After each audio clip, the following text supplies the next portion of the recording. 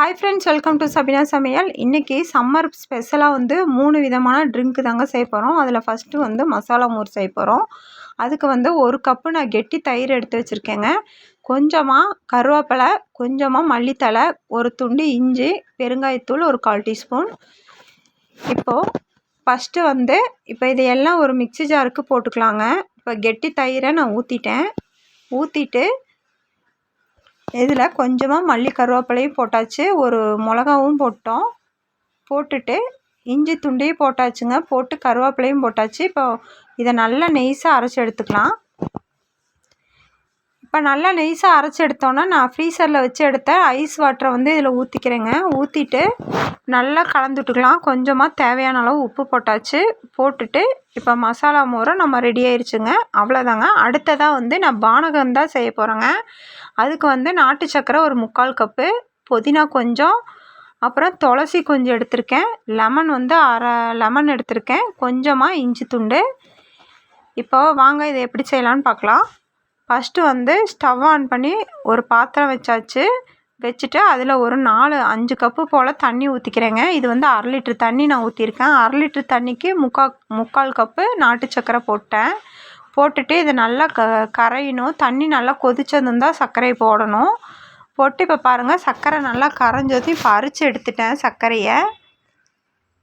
அரைச்சி எடுத்த சர்க்கரையை நல்லா கலந்து விட்டுக்கலாங்க.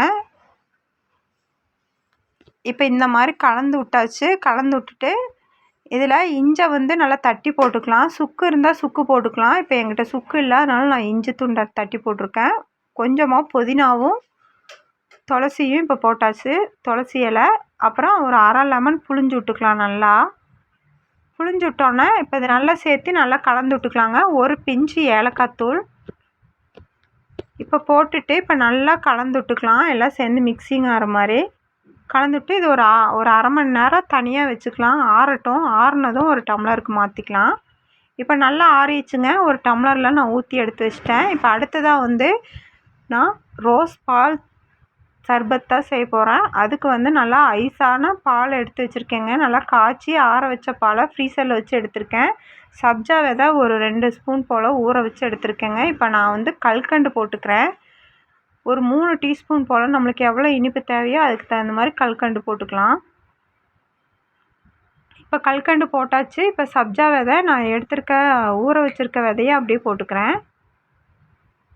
போட்டுட்டு இப்போ ரோஸ் சிரப்பு கொஞ்சமாக ஊற்றிக்கலாம். வேணும்னா ஊற்றிக்கலாங்க, இல்லைன்னா நம்ம நன்னாரி சர்பத் இருந்தால் கூட சர்பத்தாக நம்ம யூஸ் பண்ணிக்கலாம். இப்போ எல்லாம் சிரப்பு ஊற்றிட்டு இப்போ நான் கெட்டியான பாலை நான் இப்போ ஊற்றிக்கிறேங்க. ஊற்றிட்டு இப்போ நல்லா ஒரு ஸ்பூன் போட்டு நல்லா கலந்து விட்டுக்கலாம். ரொம்ப சூப்பராக இருக்குங்க. இப்போ இந்த அடிக்கிற வெயிலுக்கு இந்த மாதிரி குளிர்ச்சியானது குழந்தைங்களுக்கு நம்ம வெளியில் கடையில் கண்ட பாட்டிலில் விற்கிற அந்த ஜூஸ் எல்லாம் வாங்கி கொடுக்காம இந்த மாதிரி வீட்லேயே ஹெல்த்தியான ட்ரிங்க்ஸ் செஞ்சு கொடுத்தா உடம்புக்கும் நல்லது. இதே மாதிரி நீங்களும் செஞ்சு பார்த்துட்டு எங்களுக்கு கமெண்ட்டில் சொல்லுங்கள். அவ்வளோதாங்க இந்த வீடியோ. உங்களுக்கு பிடிச்ச லைக், ஷேர், சப்ஸ்கிரைப்